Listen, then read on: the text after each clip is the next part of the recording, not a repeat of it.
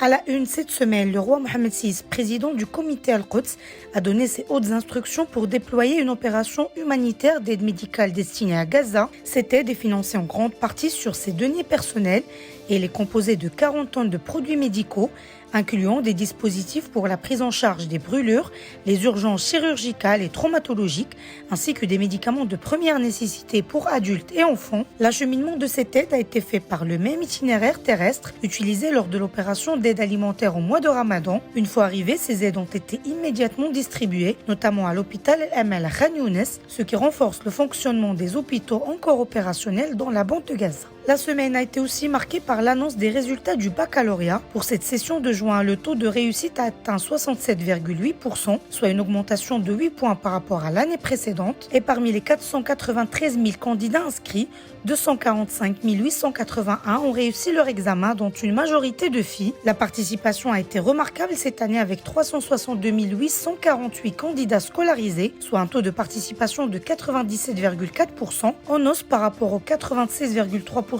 de l'année précédente. Les candidats libres ont également montré une forte implication avec plus de 74 000 inscrits, bien que leur taux de réussite soit plus modeste à 39,5%. Et pour la session de rattrapage, 147 317 élèves sont concernés. Ils devront retenter leur chance lors de la session de rattrapage prévue les 10, 11, 12 et 13 juillet prochains, avec des résultats attendus pour le 19 du même mois.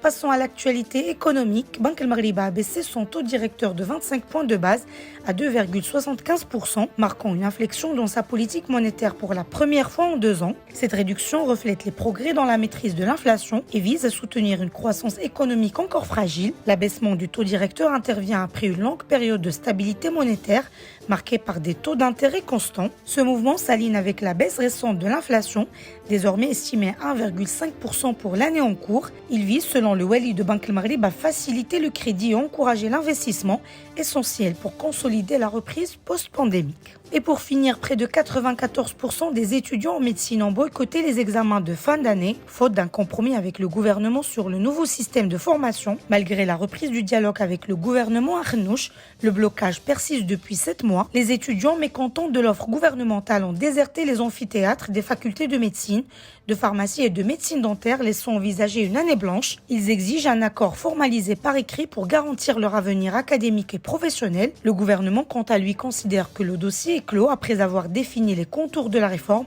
et proposé des incitations matérielles et professionnelles.